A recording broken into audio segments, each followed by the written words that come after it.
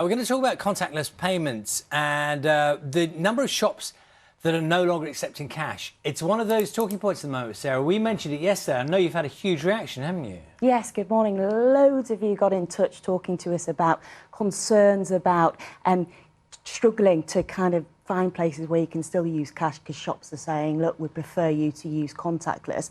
And we know not everyone is comfortable with digital payments. And actually, cash remains essential for around 8 million people. Good morning, everyone.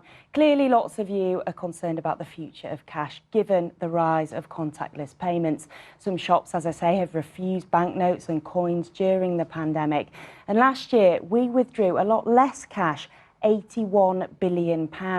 That's still a huge amount of money, but that's actually down nearly 40% on the amount we took out the year before.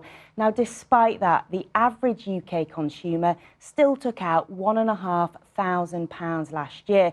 So cash is not dead. And for vulnerable people or those in rural communities, it's more important than ever. The problem is the number of ATMs fell by 10% last year, and the Post Office has plans to cut a third of its cash machines over the next year or so. And what about banks? Well, lots of plans for branch closures were put on hold last year, but HSBC, Barclays, Lloyds and TSB have all announced closures for this year. And Consumer Group, which estimates 11 banks every single week, will close 40% of branches.